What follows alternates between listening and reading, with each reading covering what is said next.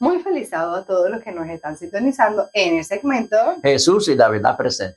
Un gozo, y va a ser una bendición que ustedes estén aquí, ¿verdad?, en esta noche sintonizando una vez más. Y una vez más estamos invitándoles en los diferentes tipos de plataformas que tenemos hacia arriba, si no lo encuentran en una, claro, Jocabel lo encuentra en la otra. Claro que sí. Y le pedimos a aquellos que lo encuentren que le den un share, ¿verdad? Que den un like y que comparta estos mensajes para que otros puedan beneficiarse de la misma. Así mismo es, si tiene alguna duda, sugerencia, pregunta, inquietud, lo que nazca en su corazón, usted, ¿verdad?, lo escribe en el email que pueden conseguir aquí abajo y nosotros con gusto estaríamos gestionando esa.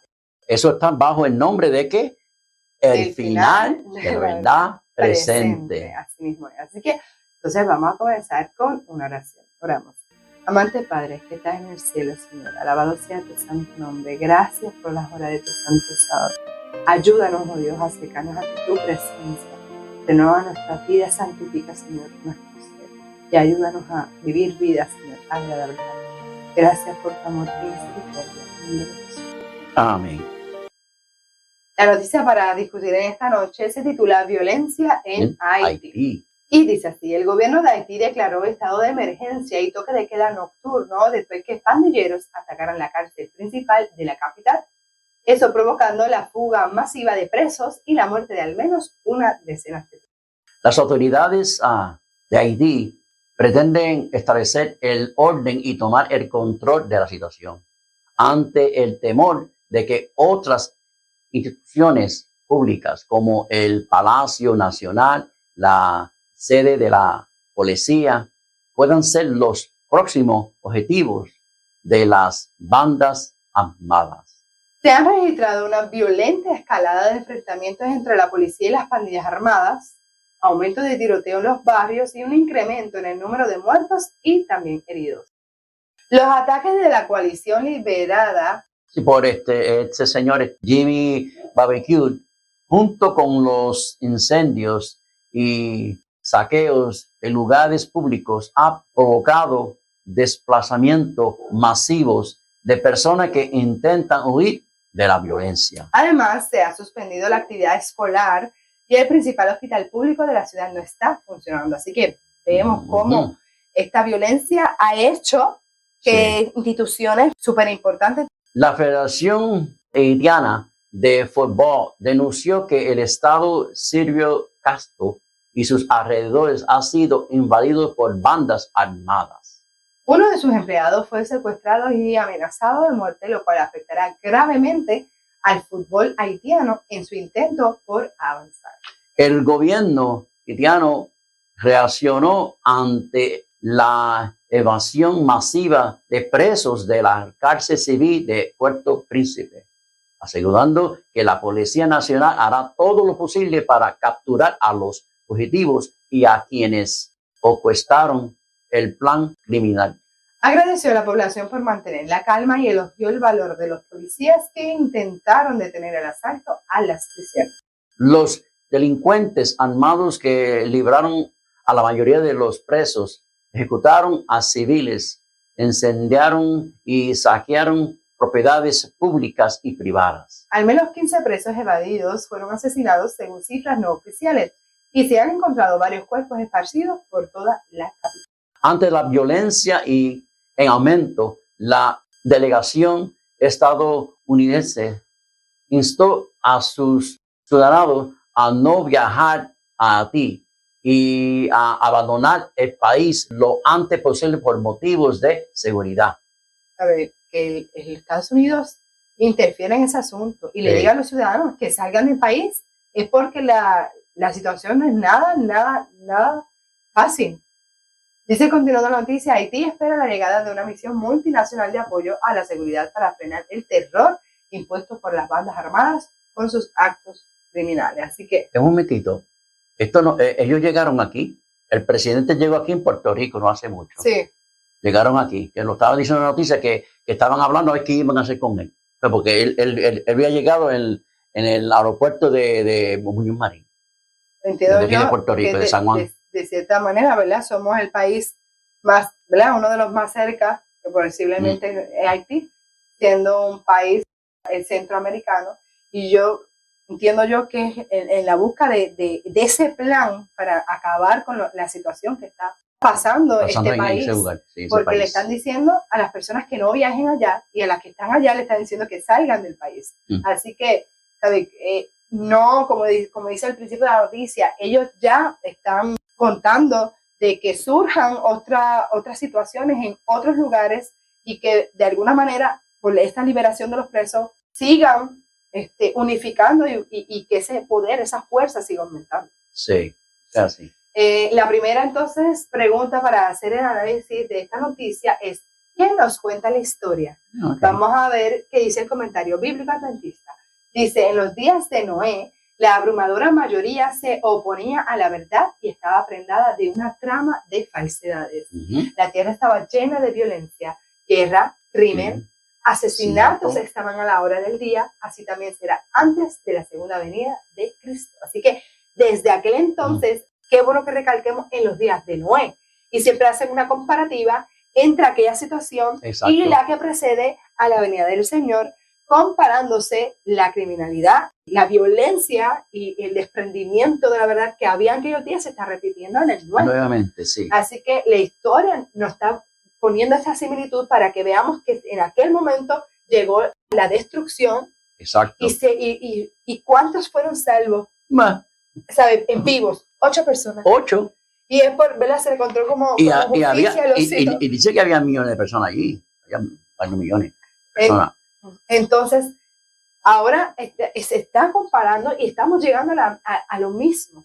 Ahora mismo, no sé si estuviste al tanto, pero situaciones así mismo se están dando cerquita de nosotros. Sí. ¿Verdad? Las situaciones de que jóvenes, al frente de la gente, cómo acechan con armas largas a conductores, que eso fue la situación que pudimos ver hace poco aquí. Y esta ola de crímenes asaltando a horas de la madrugada diferentes lugares. Así que esto se va a ir cada vez dándose con más seguido. Sí. Y nosotros, mira, así tenemos que estar velando en todo y momento, guardándonos con nuestra confianza en Dios. Eso es así. Hay otra pregunta, sí, Joaquín. ¿Qué sobrevendrá en el futuro? La perversidad y la crueldad de ellos llegarán a tal grado que Dios revelará en toda su majestad.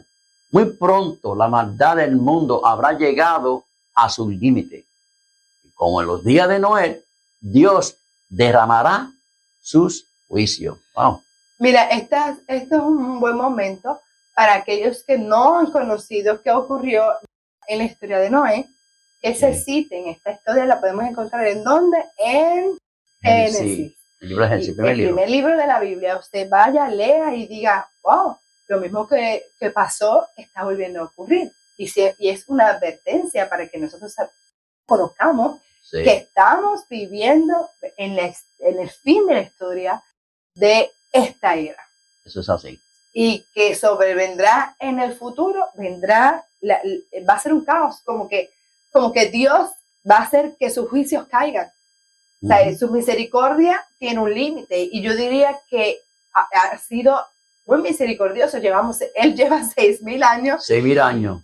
Que eso no es un día, eso no son segundos, son 6,000 años. Él dando la oportunidad al ser humano, y también dando la oportunidad para que el universo vea las alegaciones del enemigo y cómo ha arruinado la creación de Dios.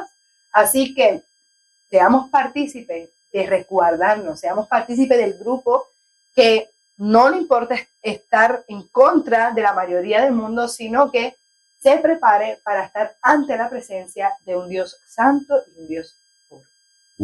Otra pregunta. Sí. ¿Por qué permite Dios todas esas cosas?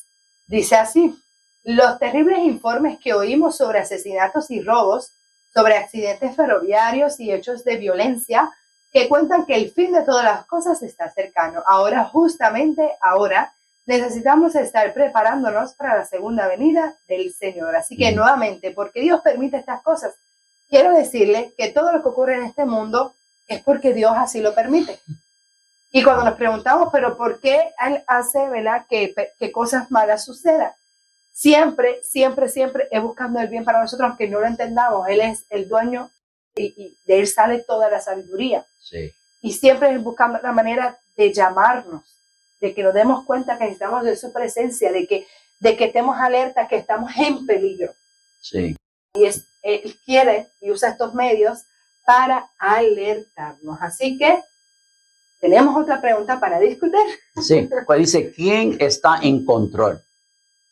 Sabe que todo, él aprueba que pasen estas cosas por el motivo de alertarnos y de entender que nos quiere salvar, pero es bueno que entonces expliquemos esto con más detalle. Exacto. Pues dice, ¿quién está al control? El mundo no está sin gobernante, primero que nada. El programa de los acontecimientos venideros está en las manos del Señor.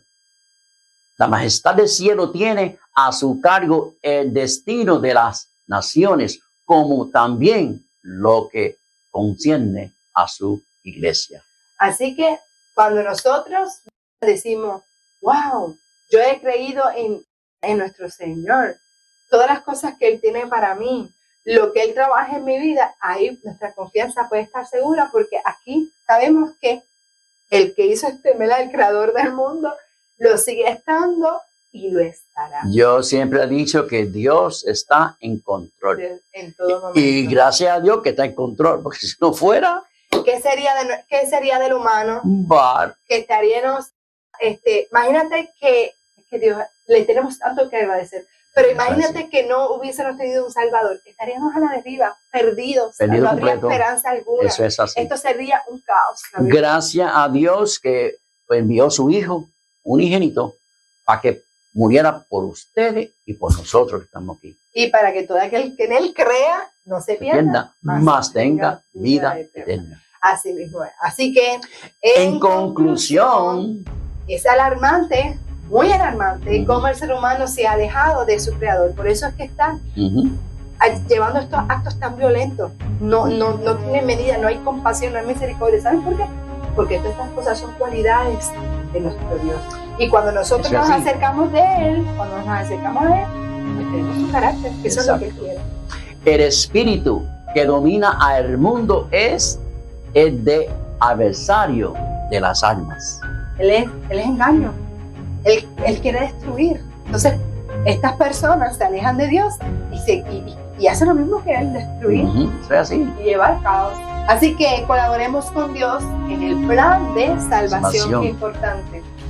Y devolvemos como ofrenda nuestra devoción y entrega completa hacia nuestro Dios. Otra vez, eso es lo que tenemos que hacer. Cuando nosotros oramos al Señor, que nosotros le pedimos, pero qué bonito agradecerle. Y Dios quiere que seamos un sacrificio vivo, como dice en la Biblia. Y en ese sacrificio vivo podemos hacerle ofrendas, que es nuestro testimonio, nuestra devoción, nuestro temor hacia Él. Pero todo lo bueno proviene de Dios. Así que busque su presencia y Él se manifestará. Así que, Maranata, Cristo viene.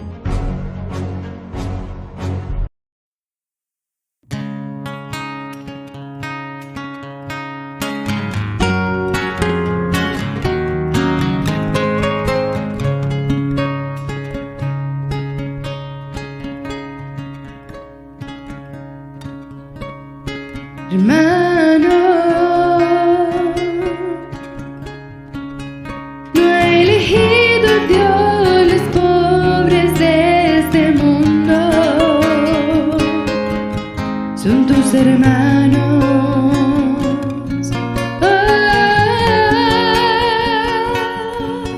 Son tus hermanos.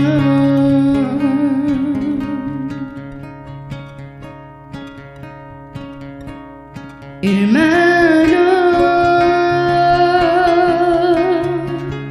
dices que somos el pueblo de Dios,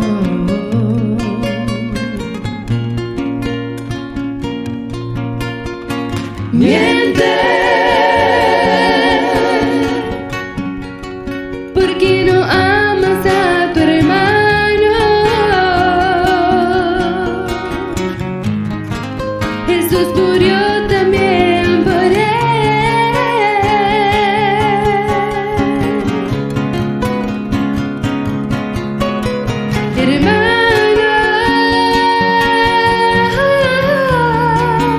nuestras vidas no reflejan que Jesús nos perdonó. Mi querido hermano, oh hermano, ¿dónde está Jesús? Mi querido hermano, ¿dónde está Jesús? Ama más a tu hermano, mi querido hermano, como Jesús.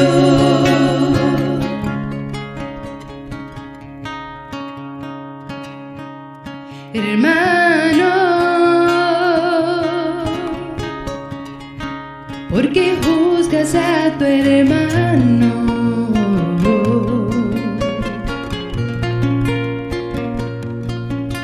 No le calumnies, le estés hablando a sus espaldas.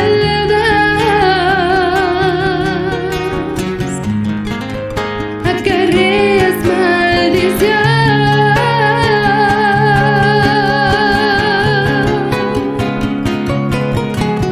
Y Cristo no ha querido aún juzgarte por las cosas que haces tú. Jesús tiene paciencia, mi querido hermano. Tela tú. Jesús tiene paciencia, mi querido hermano. Tela tú. Ora más por tu hermano, mi querido hermano, como Jesús.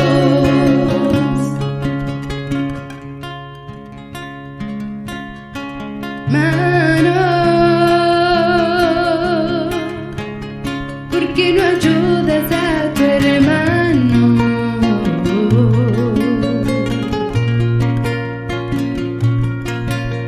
Pues Cristo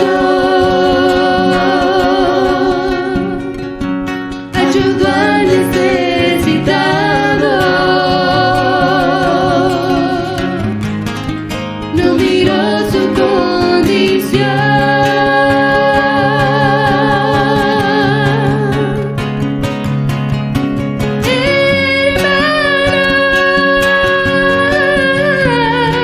Si ves tu hermano en problemas, piensa que puedes ser tú. Dale la mano, mi querido hermano, como Jesús. Dale la mano, mi querido hermano, como Jesús. Porque en el futuro, mi querido hermano, puede ser tú.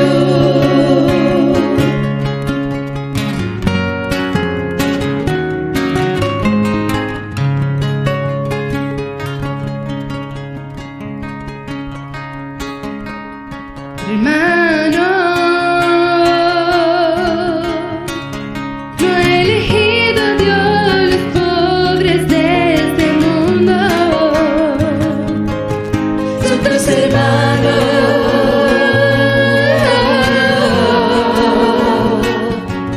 son tus hermanos.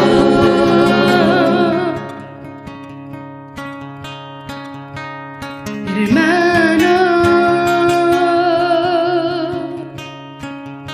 si se pierde tu hermano,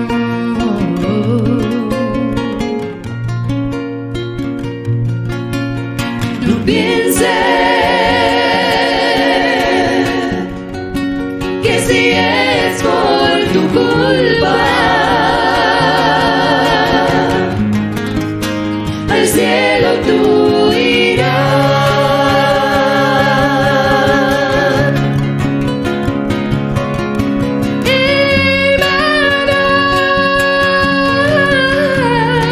No quiero estar en tu lugar cuando Jesús regrese acá.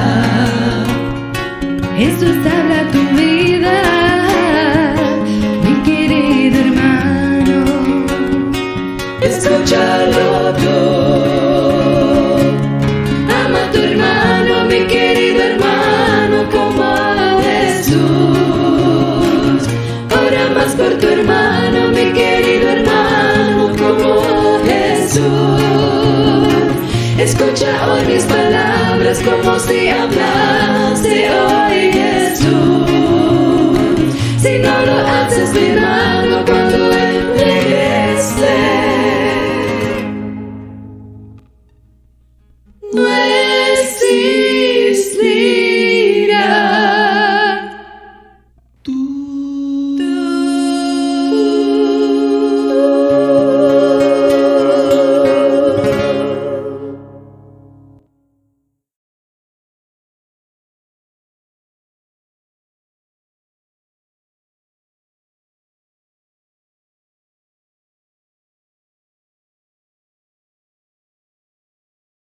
Saludos hermanos y amigos, les habla su amigo en Cristo Jesús. Y en Trinidad continuamos con la serie El Gran Conflicto de los Siglos. Capítulo 4, pues lleva por título Fieles portaantorchas, parte número 2. El Espíritu de Cristo es un espíritu misionero. El primer impulso del corazón regenerado es el de traer a otros también al Salvador. Tal era el espíritu de los cristianos baudenses.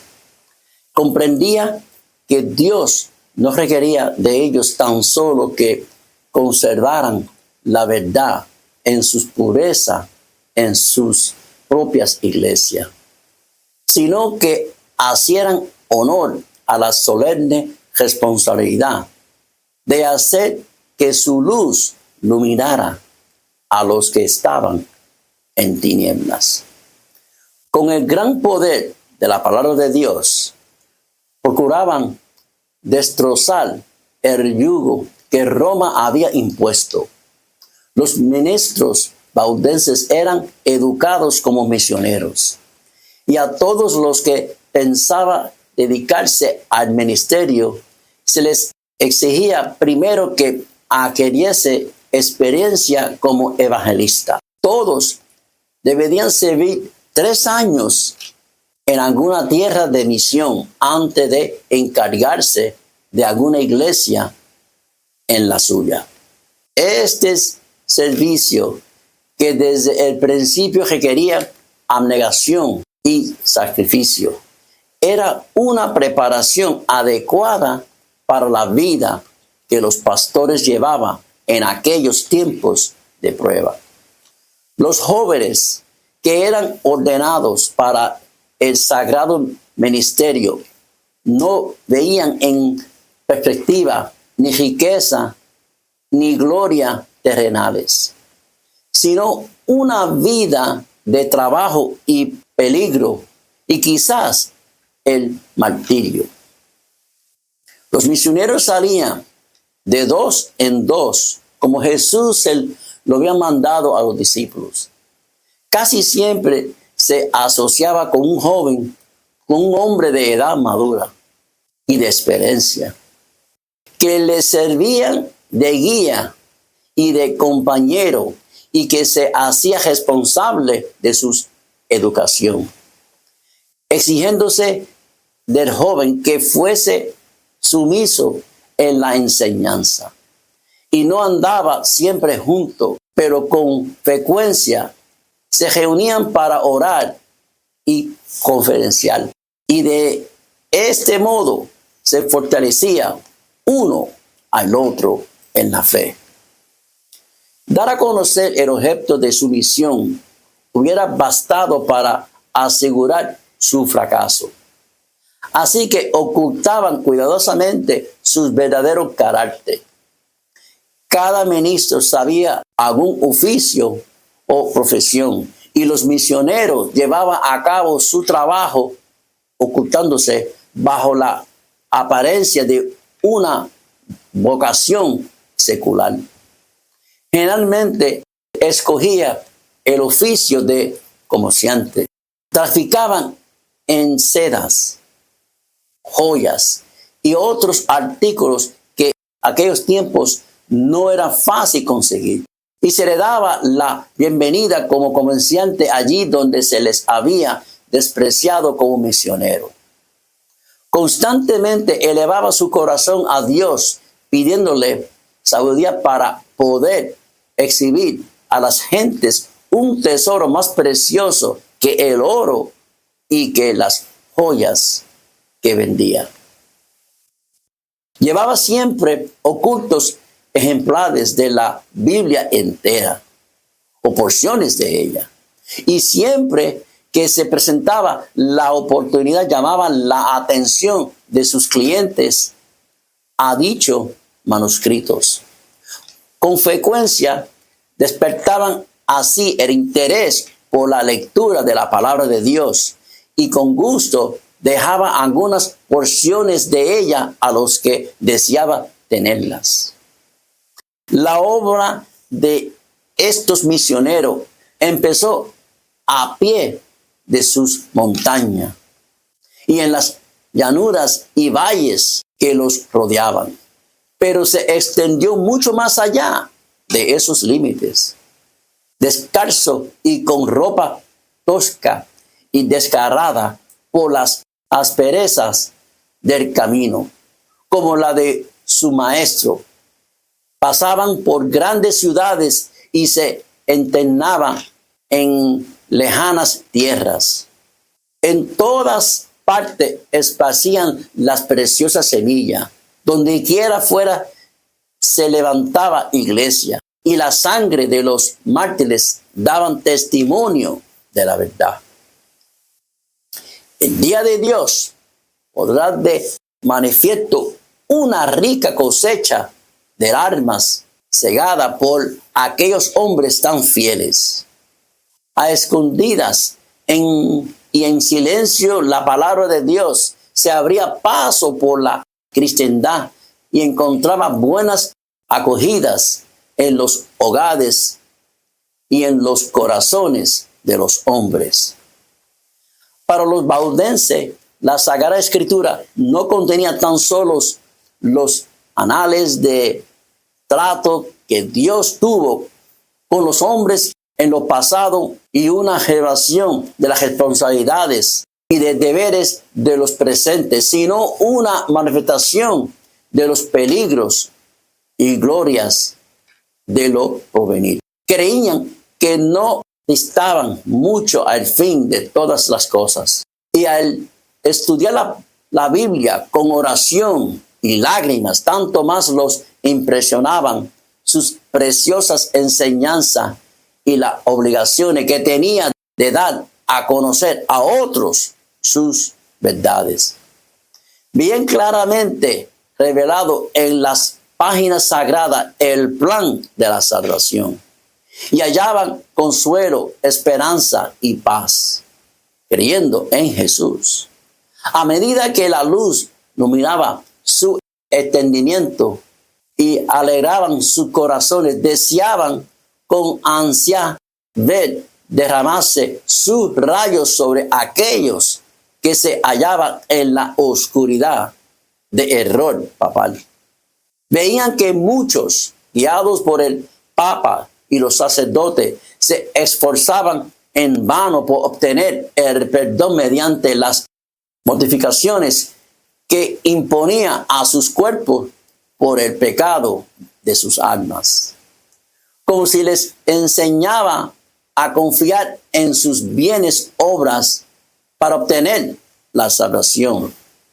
Se fijaban siempre en sí mismos, pensando continuamente con la pecaminoso de sus condiciones, viéndose expuesto a la ira de Dios, afligido su cuerpo y su alma sin encontrar alivio.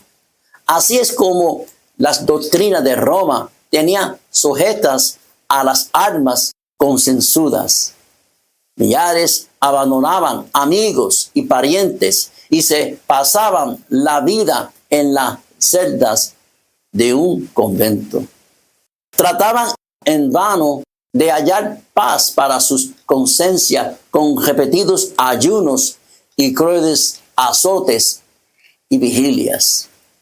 Postrados por largas horas sobre las losas frías y humildes de sus tristes habitaciones, con largas peregrinaciones, con sacrificios humillantes y con horribles torturas.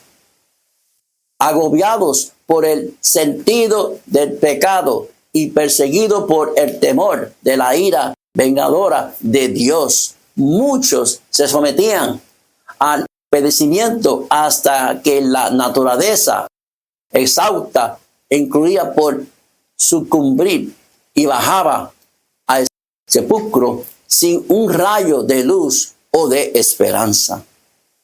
Los baudenses ansiaban compartir el pan de vida con esas almas hambrientas, presentarles los mensajes de paz contenidos en las promesas de Dios y enseñarles a Cristo como su única esperanza de salvación. Tenían por falsa la doctrina de que las buenas obras pueden expiar las transgresiones de la ley de Dios. La confianza que se deposita en el mérito humano hace perder de vista el amor infinito de Cristo. Jesús murió en sacrificio por el hombre porque la raza caída no tenía en sí misma nada que perder hacia valer ante Dios. Los méritos de un Salvador crucificado y resucitado con el fundamento de la fe de cristiano.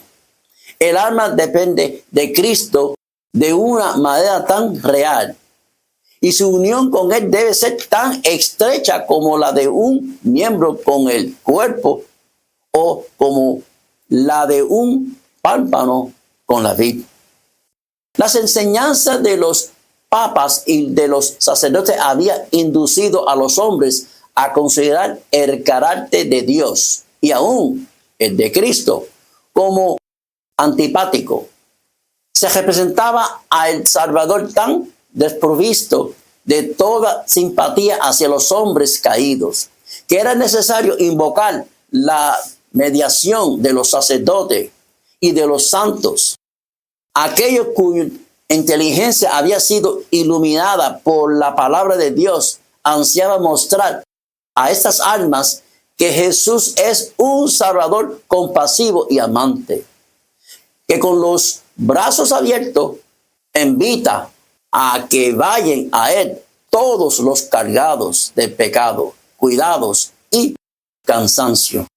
Anhelaba derribar obstáculos que Satanás había ido amontonando para impedir a los hombres que besen las promesas y fueran directamente a Dios para confesar sus pecados y obtener perdón y paz.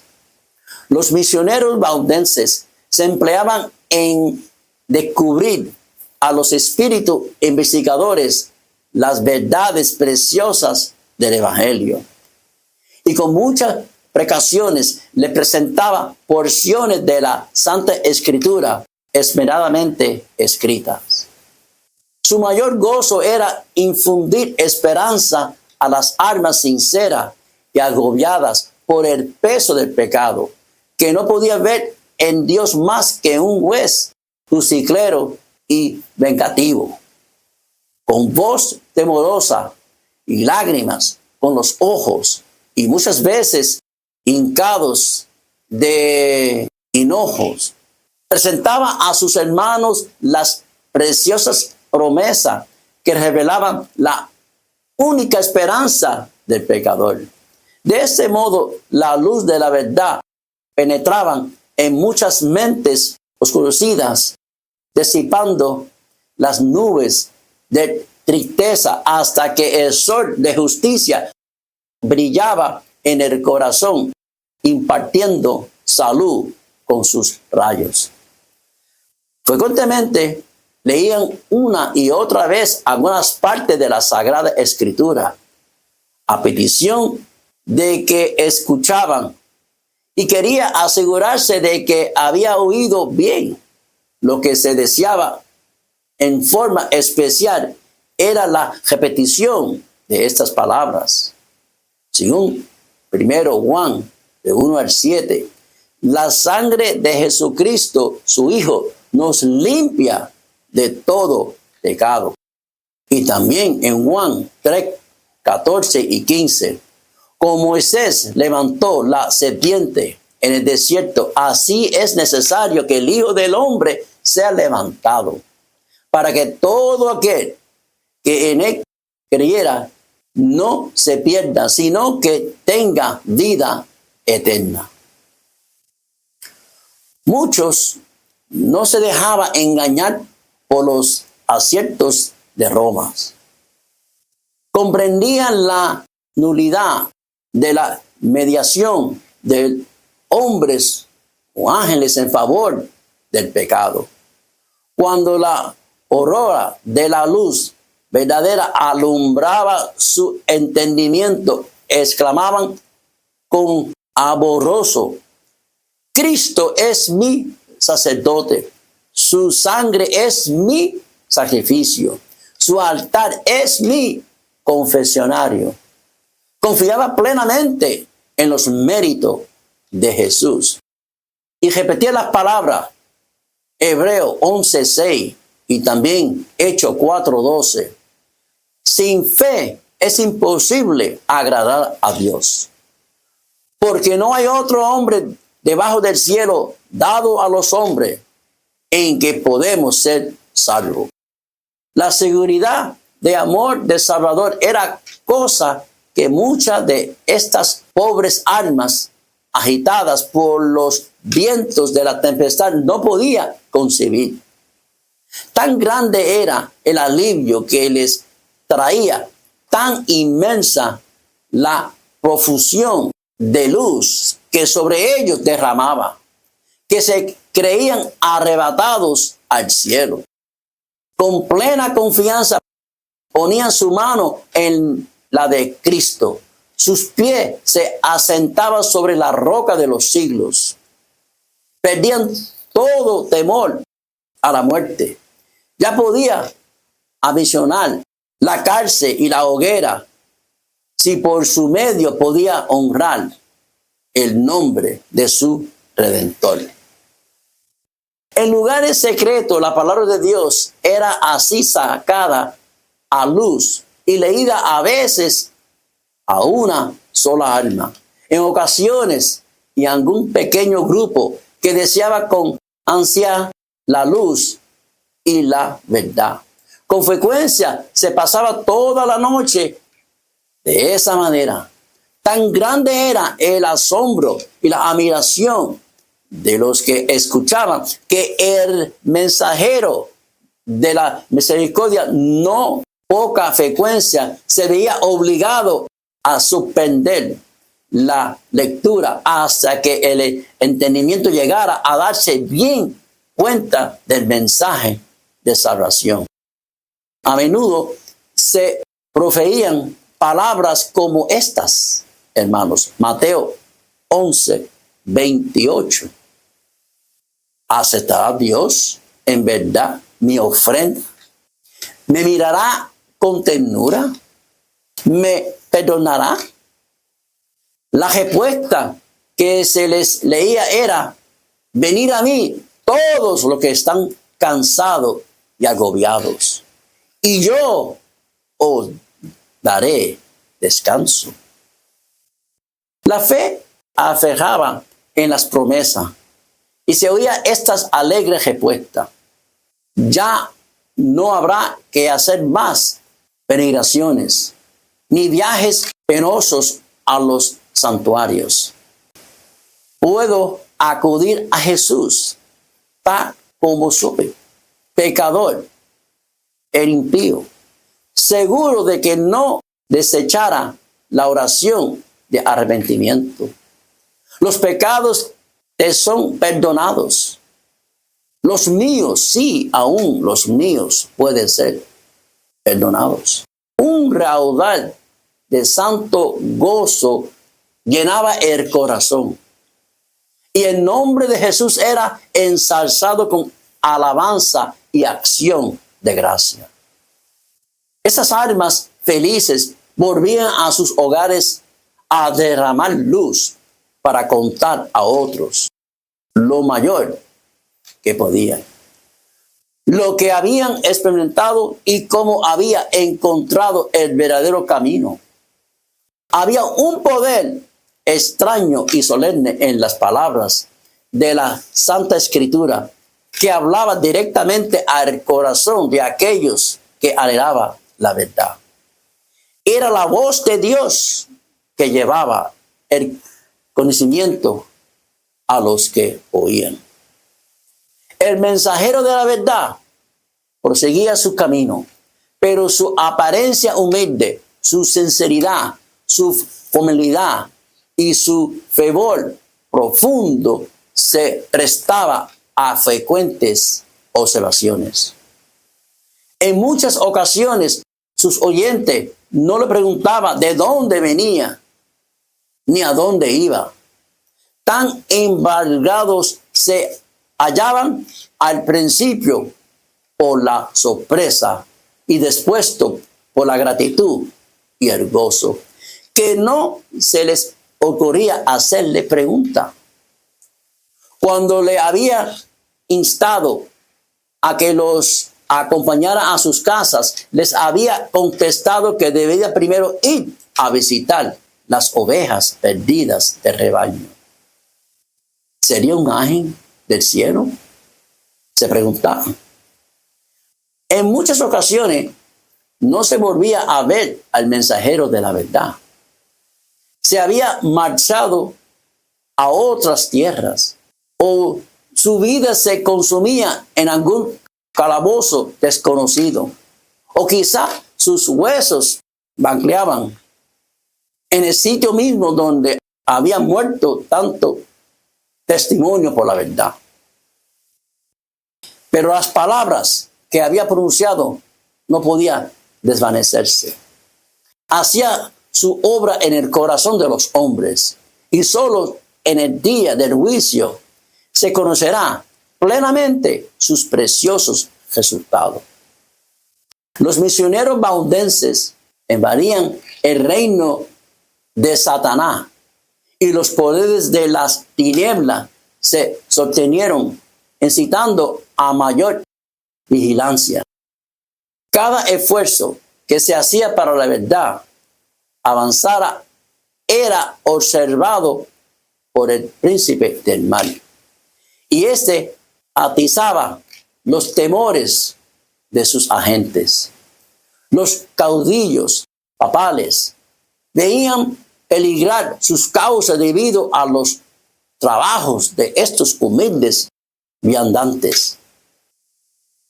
Si permitían que la luz de la verdad brillara sin impedimento, disipará las densas nieblas de error que envolvería a la gente. Guiaría a los espíritus de los hombres hacia Dios solo y destruiría al fin la supremacía de Roma. O sea, así, la misma existencia de estos creyentes que guardaban la fe de la primitiva iglesia era un testimonio constante contra la apostasía de Roma, y por lo tanto despertaba el odio y la persecución más implacables. Era además una ofensa que Roma no podía tolerar, el que se negase a entregar la Sagrada Escritura. Determinó crearlos de la superficie de la tierra. Entonces empezaron las más terribles cruzadas contra el pueblo de Dios en sus hogares de las montañas, lanzándoles inquisidores sobre sus huellas, y la escena de inocente Abel cayendo ante el asesino Caín repitió con frecuencia. Una y otra vez fueron asolados sus fejares campos, destruidas sus habitaciones y sus capillas. De modo que de lo que había sido campos florecientes y hogares de cristianos sencillos y haciéndolos, no quedaba más que un desierto.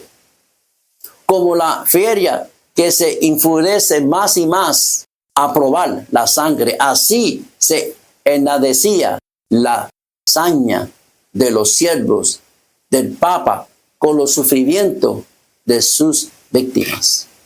Y muchos de esos testigos de la fe pura se les perseguía por las montañas y se les cazaba por los valles donde estaban escondidos entre bosques espesos y cumbres pequeñas. Ningún cargo se les podía hacer el carácter moral de esta gente proscrita. Sus mismos enemigos la tenían por gente pacífica, sosegada y piadosa. Su gran crimen consistía que no quería adorar a Dios conforme a la voluntad del Papa. Y por este crimen se les infligía todos los ultrajes, humillaciones, torturas que los hombres y los demonios podían inventar. Una vez que Roma resolvió exterminar la secta odiada, el Papa expidió una burla en que condenaba a sus miembros como herejes y los entregaba a la matanza. No se acusaba de deshonesto ni de desordenados, pero se declaró que tenía una apariencia de piedad y santidad que seducía a las ovejas del verdadero rebaño. Por lo tanto, el Papa ordenó que si la maligna y abominable secta de malvado rehusaba a jurar, fuese aplastada como serpiente venenosa. Esperaba este activo potentado tener que hacer frente otra vez a estas palabras. Sabía que se hallaba archivadas en los libros del cielo para confundirle en el día del juicio. Mateo 25:40 nos dice: en cuanto los hiciste a uno de los más pequeños de estos, mis hermanos, dijo Jesús, a mí lo hiciste. En aquella burla se convocaba a todos los miembros de la iglesia a participar en una cruzada contra los herejes, como incentivo para persuadirlos a que tomaran parte en tal despiadadas empresa. Absolvía de toda pena o penalidad eclesiástica, tanto general como particular, a todos los que se unieran a la cruzada, quedando de hecho libre de cualquier juramento que había prestado. Declaraba legítimo sus títulos sobre cualquier propiedad que hubiera adquirido ilegalmente y prometía remisión de todos sus pecados a aquellos que matara a cualquier hereje. Anulaba todo contrato hecho en favor de los valdenses. Ordenaba a los criados de estos que los abandonase. Prohibía a todos que les prestase ayuda de cualquier clase. A los autorizaba para tomar posesión de sus propiedades. Este documento muestra a las claras que espíritus satánicos oraban detrás del escenario, y es el rugido del dragón y no la voz de Cristo lo que él se dejaba oír.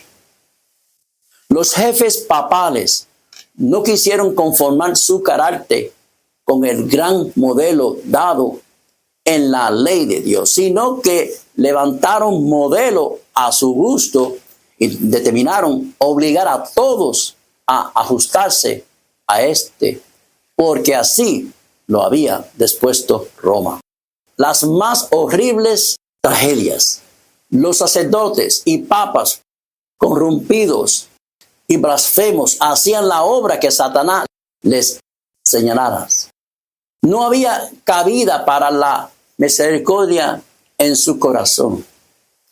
El mismo espíritu que crucificará a Cristo y que matará a los apóstoles, el mismo que impulsará el sanguinario Nero contra los fieles de su tiempo, estaban empeñados en exterminar a aquellos que eran amados de Dios.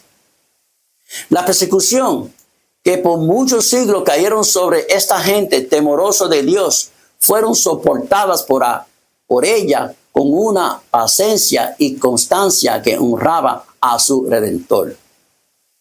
No obstante, las cruzadas lanzadas contra ellos y la inhumanidad, matanza a que fueron entregados, siguieron enviados a sus misioneros a diseminar la preciosa verdad. Se los buscaba para darles muertes y con todo su sangre regó la semilla sembrada que no dejó de dar fruto. De esta manera fueron los baudenses testigos de Dios siglos antes del nacimiento de Lutero. Esparcidos por muchas tierras, arrojaron la semilla de la reforma que brotó en tiempo de Wycliffe. Se desarrollaron y echó raíces en días de Lutero para seguir creciendo hasta el fin de los tiempos mediante el esfuerzo de todos cuantos estén listos para sufrirlos todos. Apocalipsis 1:9. A causa de la palabra de Dios y del testimonio de Jesús. Eso es así. Le esperamos en nuestra próxima semana, capítulo 5, cual lleva por título El lucero de la reforma. Oremos. Señor Padre eterno, en esta hora, alabado sea tu nombre, oh Dios, permitiendo que en este momento estamos escuchando su palabra y permita, Dios, que continuemos así mismo para poder, oh Dios, estar listo a los tiempos que vienen. Permita, oh Dios, que nosotros seamos como esos baudenses, Señor. Que no importa lo que pase, estaban firmes, llevando su palabra en todas partes donde ellos estuviesen. Ayúdanos, Dios, cada uno de nosotros, a aprender a través de ese ejemplo, Dios, de seguir su palabra, correr por este mundo. Bendice a nuestros hermanos oyentes, Señor. Cuida de ellos, Señor. En el nombre de Jesús. Amén. Amén. Hasta la próxima.